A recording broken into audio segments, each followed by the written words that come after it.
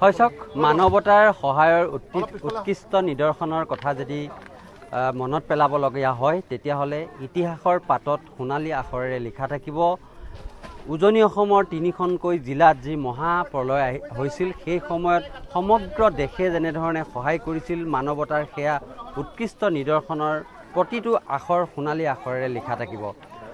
যিসকল লোক আছে বহু লোকে আচলতে বহু ঠাইৰ পৰা আহি সহায় কৰিছে এই বানপীড়িত ৰাজ্যক।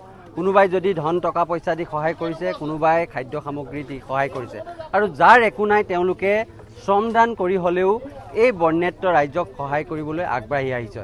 আৰু মই এই মুহূৰ্তত দেখুৱাব বিচাৰিছোঁ এটা ব্যতিক্ৰমী দৃশ্য। চাওক শাৰী শাৰীকৈ এইসকল বন্যাত্য এনেধৰণে বহি আছে আৰু তেওঁলোকক চুলি দাড়ি কাটিবলৈ এইসকল লোক অসমৰ বিভিন্ন প্ৰান্তৰ পৰা আহি তেওঁলোকক এনেধৰণে সহায় কৰিছে। আমাৰ সৈতে আছে ব্যক্তিসকল, তেওঁলোকৰ সৈতে কথা পাতিম, কোনে কেনেকৈ সহায় কৰাৰ চেষ্টা কৰিছে সেই সকলোবোৰ দেখুৱাম। কিন্তু মই এই মুহূৰ্তত যিখন ছবি দেখুৱাইছোঁ এইখন আচলতে মানৱতাৰ সহায়ৰ আটাইতকৈ উৎকৃষ্ট নিদৰ্শন বুলি মই ক'ব লাগিব। প্ৰথমতে মই দাদা আপোনাৰ ওচৰলৈ আহিছোঁ, আপোনালোক ক'ৰ পৰা আহিছে? নমস্কাৰ, আমি বোকাখাট কুৰবাই সমবায় সমিতিৰ পৰা আহিছোঁ। কুৰবাই সমবায় সমিতি আমি সকলোৱে গোট খাই এটা আলোচনা কৰি চিন্তা চৰ্চা কৰিলোঁ যে ইয়াত বানপানী যিখিনি মানুহ ককবকাই আছে বা যিখিনি কষ্টত আছে সেই মানুহখিনিক আমি সহায় কৰিম বুলি আহিলোঁ। কেনেদৰে সহায় কৰিম সেইখিনি চিন্তা চৰ্চা কৰি আমি প্ৰায় 12জন নাপিত লৈ আহিলোঁ আৰু 30জনমান আমাৰ লেবাৰ লৈ আহিছোঁ।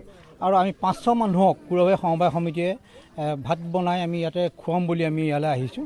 গতিকে আমি এনেধৰণে সহায় কৰিবলৈ আহিছোঁ। আমাৰ বিশেষকৈ কুৰবাই সমবায় সমিতিয়ে আগতো এনেধৰণে সহায় সহযোগ আগবঢ়াই যায়। আৰু আজিও আমি আহি ইয়াত যি শিৱসাগৰ বালিবাট চাৰিআলিত আহি যি দেখিলোঁ যে ইয়াত মানুহখিনিৰ যিটো অৱস্থা, যে পানীৰ মাজত মানুহখিনি যেনেধৰণে ককবকাই আছে, আমাৰ নিজৰে হীৰা ভাগি থানবান হৈ গৈছে। আৰু ইয়াত দেখি মানুহখিনিৰ অৱস্থা দেখি আমি অধৈৰ্য হৈ গৈছোঁ, একেবাৰে ধৈৰ্য হেৰাই গৈছে। গতিকে এই মানুহখিনিক আমি কেনেধৰণে পাৰোঁ সহায় কৰিবলৈ আহিছোঁ। তেখেতবিলাকে আমাক যি সহায় কৰিছে আৰু আটাইতকৈ ভাল লাগিছে ইয়াত আহি পাইছোঁ বালিবাট চাৰিআলিৰ ৰাইজে আমাক ইয়াত চাহ বনাই দিছে। পানীৰ মাজত তেওঁলোকে থাকি পানীৰ মাজতে আমাক ষ্টপত চাহ বনাই পেলাই আমাক চাহ খুৱাইছে আৰু আমাক বনাই খুৱাবলৈ আমাক সুবিধা কৰি দিছে। বিভিন্নজনে আমাক সহায় সহযোগ আগবঢ়াইছে, তেওঁলোকক আমি ধন্যবাদ জ্ঞাপন কৰিছোঁ। আৰু কি লাইনমেন কিবা আমি ইলেকট্ৰিচিয়ান লৈ আহিছোঁ 3-4জন। গতিকে আমি যিবিলাক স্কুল বা কাৰোবাৰ ঘৰৰ কাৰেণ্টৰ ব্যৱস্থা যদি বিচ্ছিন্ন হৈ আছে সেইখিনি আমি সুবিধা কৰি দিবৰ কাৰণে ইলেক্ট্ৰিচিয়ানো তেওঁলোকে লগত লৈ আহিছে। যিবিলাক বানপানীত ঘৰ দুৱাৰৰ ইলেক্ট্ৰিকেল সামগ্ৰী বেয়া হৈছে সেইবোৰ ভাল কৰিবৰ কাৰণেও তেওঁলোকে মানুহ লৈ আহিছে। ধন্যবাদ জনাইছোঁ। মানৱতাৰ জয় হওক, ভগৱানে আপোনালোকক আশীৰ্বাদ দিয়ক। এজন স্থানীয় ব্যক্তি আছে, মই আপোনাৰ পৰা জানিব বিচাৰিছোঁ, ৰাইজসকল বহু ধৰণে সহায় কৰিছে আপোনালোকৰ অঞ্চলত, বহু লোকচানো হৈছে। এই মুহূৰ্তত এনেকুৱা ধৰণৰ ব্যতিক্ৰমী যিবোৰ চিন্তা কৰিছে মানুহে সহায় কৰিবলৈ, কি বুলি ক'ব আপোনাৰ? এই ক্ষেত্ৰত বোকাখাটৰ যি কুৰুৱাবাহী সমবায় সমিতি তেওঁলোকক আমি অন্তৰৰ ফালৰ পৰা তেওঁলোকক কৃতজ্ঞতা জ্ঞাপন কৰিব লাগিব। তেওঁলোকক আমাৰ এই অঞ্চললৈ আমাৰ এই বেতবাৰীৰে এজন যুৱক বাস্তৱ বিন্দু গগৈ, তেওঁৰ সহযোগতেই বা তেওঁৰ যোগেদিয়ে এওঁলোক ইয়ালৈ আহিছে। তো তেওঁলোকক আমি সকলোৱে বেতবাৰীবাসী হৈ অন্তৰৰ পৰা এটা ধন্যবাদ জ্ঞাপন কৰিছোঁ। তেওঁলোকে যি ইলেক্ট্ৰিচিয়ান লৈ আহিছে, তেওঁলোকে নাপিত লৈ আহিছে, তেওঁলোকে শ্ৰমিক লৈ আহিছে, তেওঁলোকে 500জন মানুহক খোৱা যোগাৰ ইয়াতে খাদ্য সামগ্ৰী আনিছে, ইয়াতে ৰান্ধি বাঢ়ি তেওঁলোকে খুৱাম বুলি আহিছে। আৰু তেওঁলোকে যিটো মানৱীয়তাৰ যিটো উৎকৃষ্ট নিদৰ্শন দাঙি ধৰিছে, বৰ্তমান সময়ত এইখিনি যথেষ্ট। ধন্যবাদ জনাইছোঁ।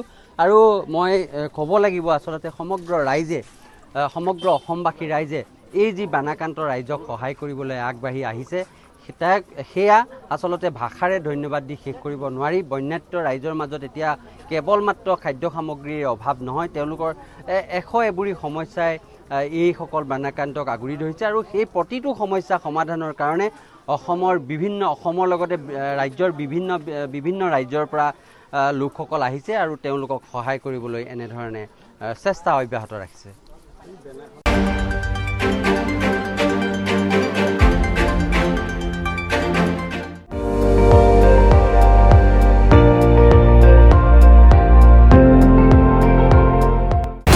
আপুনি চাই আছে ND24, সৰ্বশ্ৰেষ্ঠ নহয় সৰ্বোত্তমৰ দৌৰত।